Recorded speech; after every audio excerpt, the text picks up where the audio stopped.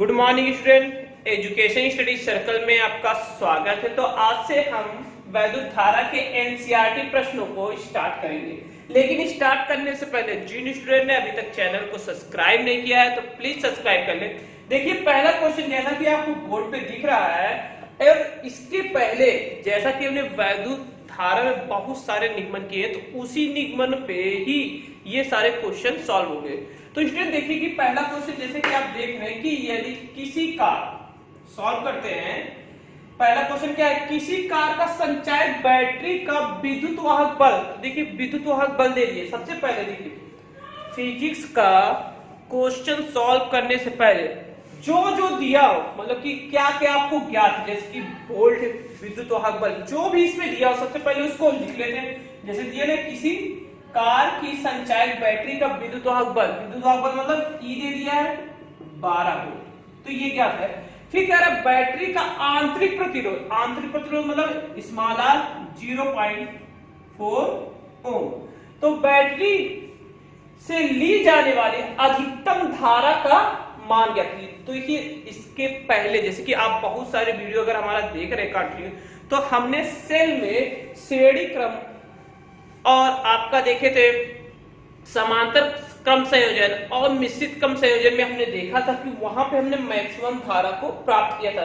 तो आपको फार्मूला याद होगा। सबसे पहले फार्मूला देखिए, पहले जो दिया है उसको लिख लीजिए, फिर उसके बाद देखिए इसमें कौन सा फार्मूला लगेगा। जैसे कह रहा है धारा का मैक्सिमम, अधिकतम धारा ज्ञात करने के लिए कह रहा है, तो आपने फार्मूला पढ़ा था E बराबर आर प्लस आर, ई बराबर आर प्लस आर, जहां आर इक्वल टू कितना है 0, तो क्या हो जाएगा ई का मान कितना दिया 12 और आर तो 0 हो गया, स्मॉल आर कितना दिया 0.4। देखिए ये अगर दशमलव हम हटाते हैं तो यहाँ पे एक जीरो बढ़ा देंगे, ठीक है। देखिए एक अंक के बाद दशमलव है तो एक जीरो पर बढ़ा देंगे, ठीक है, दशमलव, तो 4 दिया 12, तो कितना आया 30 एम्पियर। तो अधिकतम धारा कितनी हुई, तो अधिकतम धारा आई मैक्सिमम कितनी हुई आपकी 30 एम्पियर। सिंपल सा आंसर है, बहुत ही सिंपल तरीके से आपने सॉल्व कर दिया, कुछ भी क्वेश्चन में था नहीं।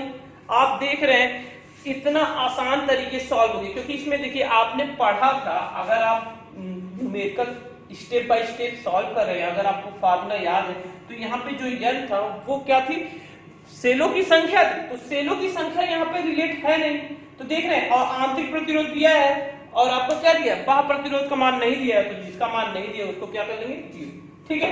चलते हैं नेक्स्ट क्वेश्चन पे। बहुत ही सिंपल तरीके से सॉल्व किया आप लोगों ने, देखा आप लोगों ने कितना सिंपल क्वेश्चन था। और यदि आपको वीडियो पसंद आ रहा है, जिन स्टूडेंट ने अभी तक चैनल को सब्सक्राइब नहीं किया है तो प्लीज सब्सक्राइब करें। देखिए दूसरा क्वेश्चन क्या कह रहा है, अगर हम सेकंड क्वेश्चन की बात करें, बहुत ही प्यारा क्वेश्चन है। कह रहे 10 वोल्ट, ठीक है, पहले दे दिया 10 वोल्ट विद्युत वाहक बल, विद्युत वाहक बल वाली बैटरी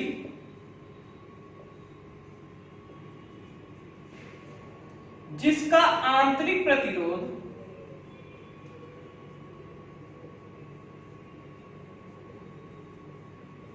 जिसका आंतरिक प्रतिरोध 3 ओम है,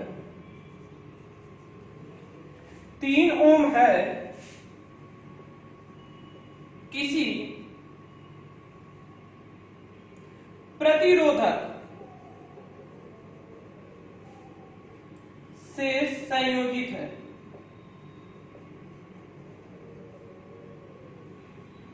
यदि परिपथ का धारा परिपथ में धारा का मान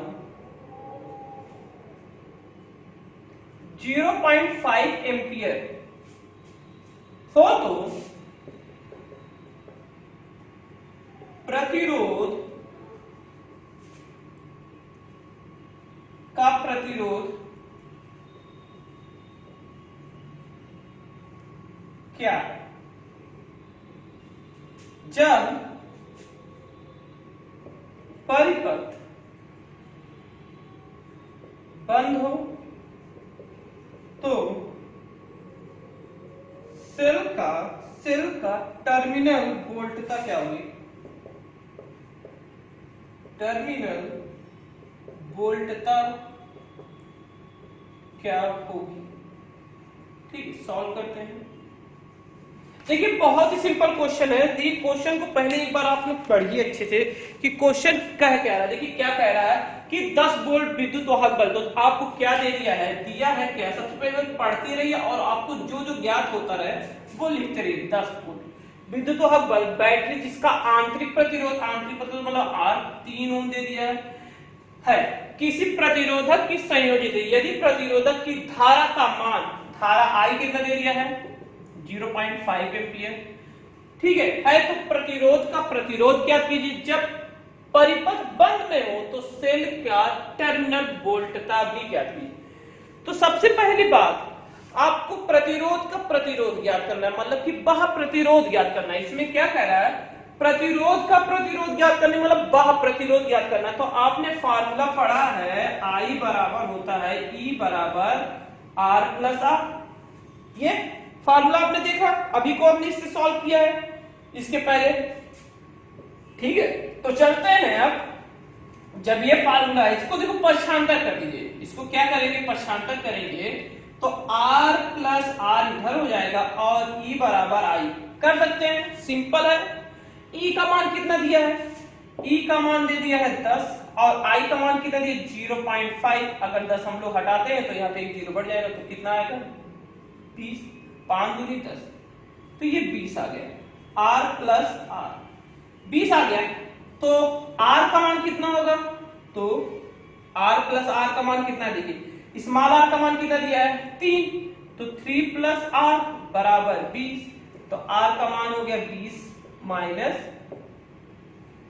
3, तो R बराबर कितना आ गया 17, R बराबर कितना आ गया 17 ओम। बहुत ही सिंपल है।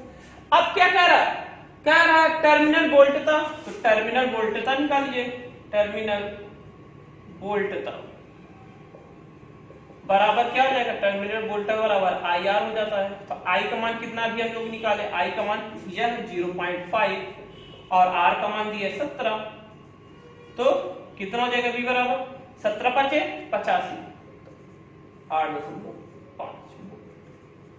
कितना सिंपल क्वेश्चन है, आप देख रहे हैं कि आपको बहुत ज्यादा समय लगा, लेकिन आपको क्या होता है, देखिए जिन स्टूडेंट में कमियां क्या होती है कि वो क्वेश्चन क्यों नहीं लगा पाते, मेन पॉइंट ये रहता है कि वो क्वेश्चन को तो पढ़ते नहीं, प्लस उनको ज्ञात नहीं, मतलब कि सबसे पहले देखिए सिस्टम होता है फिजिक्स के क्वेश्चन को सॉल्व करने से पहले कि जो दिया हो उसको लिख लीजिए, फिर उसके बाद फार्मूले, अगर देखिए फिजिक्स में अगर फार्मूला लर्न नहीं है तो आपको समझ में ही नहीं आएगा क्या करना है। देखिए अगर आपको समझ में आ गया, अगर आपको फार्मूला पता है तो क्वेश्चन तो चुटकियों में सॉल्व हो जाएगा। ये हम नहीं कहेंगे चुटकी भाई, वो प्रैक्टिस होनी चाहिए। देखिए दूसरी बात, आप प्रैक्टिस भी करिए कि कौन सवाल में कौन सा फार्मूला है, और जब हम लोग एक एक न्यूमेरिकल सॉल्व करेंगे तो आपको बहुत ही अच्छे से जानकारी भी होती रहेगी।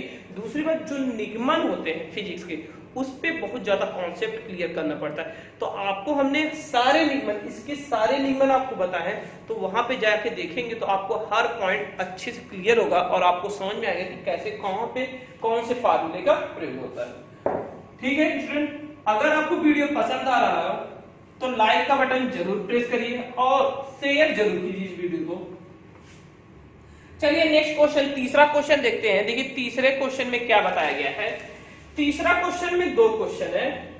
तीसरा का पहला ए दिया है, क्या दिया, कह रहा है 1 ओम 2 ओम 3 ओम, 1 ओम 2 ओम 3 ओम, ठीक है 1 ओम 2 ओम और 3 ओम के 3 प्रतिरोध श्रेणी क्रम में, किसमें है, श्रेणी में संयोजित है, संयोजित है। प्रतिरोधक के संयोजन का कुल प्रतिरोधकों को के संयोजन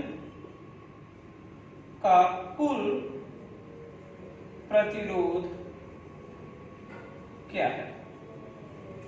प्रतिरोधकों के संयोजन का कुल प्रतिरोध क्या है। आप अगर आप बता देंगे कि श्रेणी क्रम में क्या होता है, इसको आप देखते ही सॉल्व कर देंगे कि इसका आंसर क्या होगा। श्रेणी क्रम में तो आंसर कितना होगा आप जानते हैं। श्रेणी क्रम में अगर सॉल्व करें हम लोग तो श्रेणी क्रम में तो क्या लिखते हैं, तुल्य प्रतिरोधक ज्ञात करते हैं या प्रतिरोधक ज्ञात करते हैं। संयोजन का प्रतिरोध कितना होगा, तो मतलब प्रतिरोध R बराबर क्या हो जाएगा। देखिए सबसे पहले देखिए R1 कितना दिया, अगर दिया है आप लिख लीजिए, जैसे सॉल्व करते हैं। R1 बराबर 1 ओम, R2 बराबर 2 ओम, R3 बराबर 3 ओम। कितना दिया है, तो आप इसको आप देखते ही सॉल्व कर देंगे। तुल्य प्रतिरोध, प्रतिरोध तुल्य प्रतिरोध श्रेणी क्रम में होने पर, श्रेणी क्रम होने पर तुल्य प्रतिरोध R बराबर क्या हो जाएगा, R1 plus R2 plus R3। इसको तो डायरेक्ट आंसर दे बता सकते हैं कि 6 आएगा, तो 1 प्लस 2 प्लस 3 बराबर 6 आ गया कि नहीं। तो R बराबर कितना आया, 6 आ गया। तुल्य प्रतिरोध हो गया, सिंपल कि नहीं, सॉल्व हो गया। ए वाला क्वेश्चन सॉल्व। क्लियर है, आगे चले बी वाला, इसको नोट डाउन कर लीजिए। देख रहे हैं कि नहीं, श्रेणी क्रम का सवाल इतना सिंपल है, आप देखते ही इसको सॉल्व कर लिए, कोई दिक्कत की बात नहीं है। बी वाला इसमें क्या कह रहा है, देखिए बी, इसी का बी पार्ट है। तो हमने ए तो सॉल्व कर लिया आप लोगों ने, अब बी में देखिए, क्योंकि अभी इसका कुछ ना कुछ रोल होगा, इसलिए क्वेश्चन को हमने क्या किया, रिमूव नहीं किया है। यदि प्रतिरोधक का संयोजन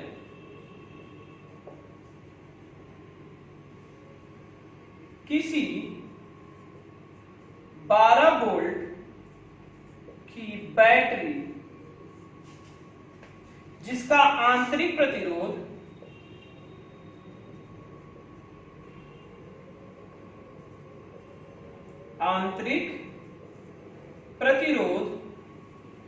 जिसका आंतरिक प्रतिरोध नगण्य है से संबंध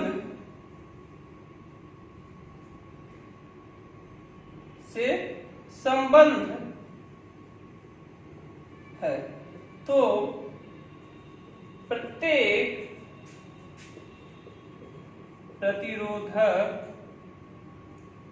के सिरों पर वोल्टता ज्ञात कीजिए।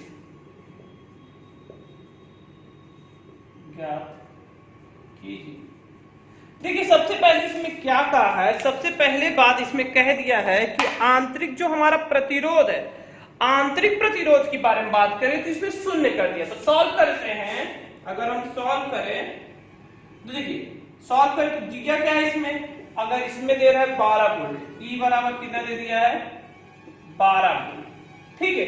12 V भी लिख सकते हैं, 12 वोल्ट दिया है तो अगर V ले लेते हैं, जैसे विद्युत वाहक बल नहीं कहा है तो V ले लेते हैं। 12 वोल्ट दे दिया है जिसका आंतरिक प्रतिरोध नगण्य, R बराबर कितना दिया, 0, और अभी को हमने R निकाला था 6 ओम निकाला था, कितना निकाला था। तो प्रत्येक प्रतिरोध पर वोल्ट, तो सबसे पहले हम क्या ज्ञात करें, I ज्ञात कर लें। I तो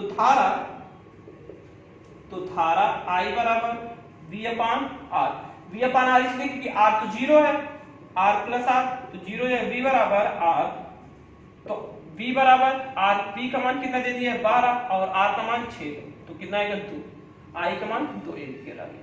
क्लियर है, सिंपल। तो प्रत्येक प्रतिरोधक पर के सिरों पर वोल्टता, तो V1 बराबर I R1, I R1, तो I का मान कितना है 2, R1 कितना हमारा 1 है, तो 2 हो जाएगा, सिंपल है। V2 बराबर I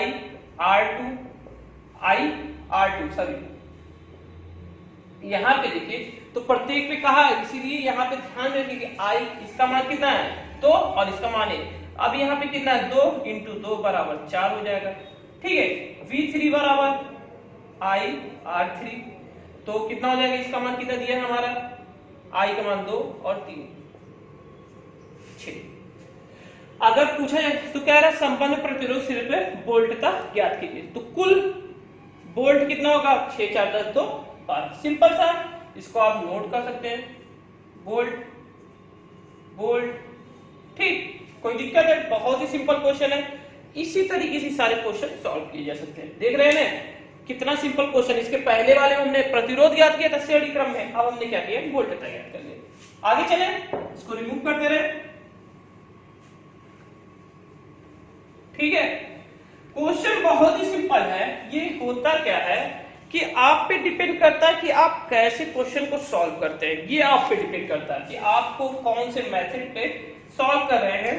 ठीक है, चौथा क्वेश्चन देखते हैं। चौथे का एक क्वेश्चन क्या कह रहा है कि देखिए सबसे अच्छी क्वेश्चन 2 4 ओम और 6 ओम, सॉरी 6 नहीं है 5 के 3 प्रतिरोध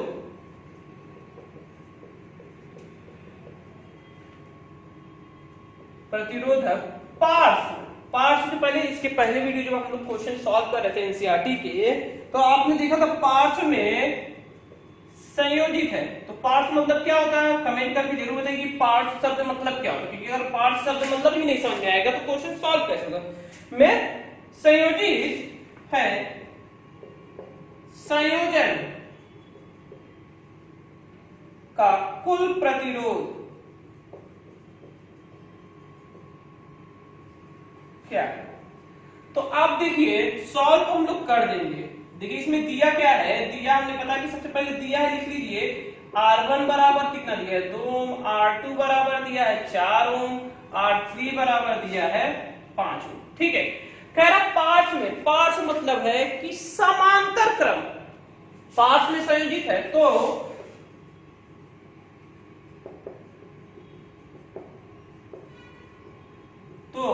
तुल्य प्रतिरोध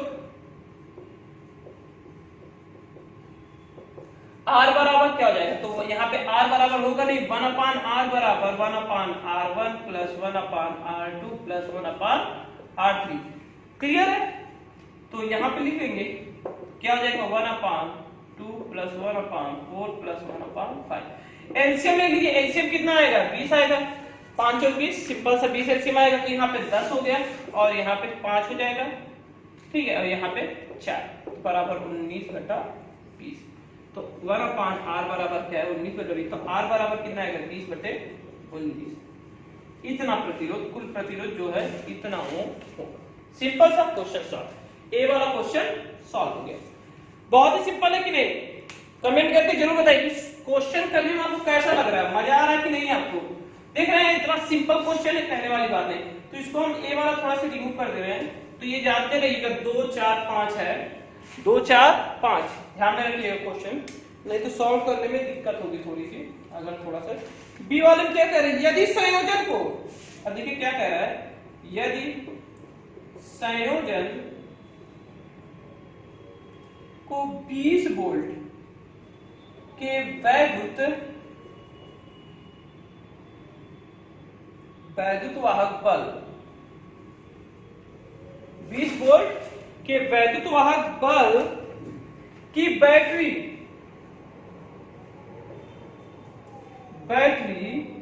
जिसका आंतरिक प्रतिरोध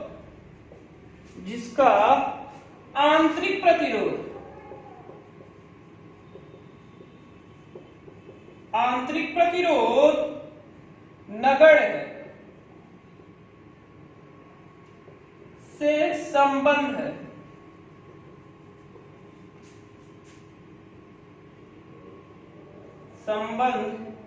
किया जाता है। तो कहे प्रत्येक प्रतिरोधक से प्रवाहित होने वाले, तो प्रत्येक प्रतिरोधक से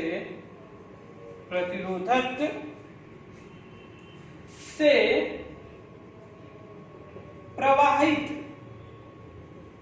होने वाली धारा तथा बैटरी से ली गई कुल धारा का मान, ली गई कुल धारा का मान ज्ञात कीजिए। कितना अच्छा क्वेश्चन है, आप सोचिए, इसको सोच के बताइए कि कैसे सॉल्व होगा। अभी बहुत ही सिंपल क्वेश्चन है कि यदि संयोजन की 20 वोल्ट, तो सॉल्व करते हैं अगर हम लोग, सोचिए आप लोग थोड़ा सा कमेंट करके बताइए कि इसका आंसर कितना आ सकता है आपके हिसाब से। तो देखिए ई बराबर कितना दे दिया है, 20 वोल्ट। ठीक, कह रहे बैटरी जिसका आंतरिक प्रतिरोध R बराबर 0 दे दिया है के संबंध में है, तो कह रहा प्रतिरोधक में प्रवाहित होने वाली धारा तथा बैटरी से ली गई कुल धारा का मान ज्ञात कीजिए। धारा तथा बैटरी से ली गई कुल धारा का मान ज्ञात कीजिए। तो आप बताइए इसका क्या मान हो सकता है, सोचिए तो बताइए।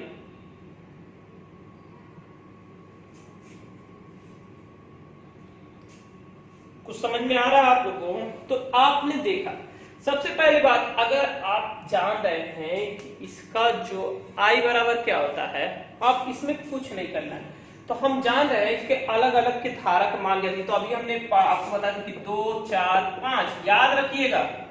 ठीक, वही कह रहा अलग अलग धारा। तो कह रहा बैटरी से ली गई कुल धारा, पहले की अलग अलग धारा जाती है, फिर तो B दे दिया है R0, तो R बराबर ये दिया है ना। देखिए आपको याद होगा कि A वाले में R1, इसीलिए हमने कहा था कि याद रखिएगा 2 ओम, R2 बराबर 4 ओम, R3 बराबर 5 ओम, याद आया?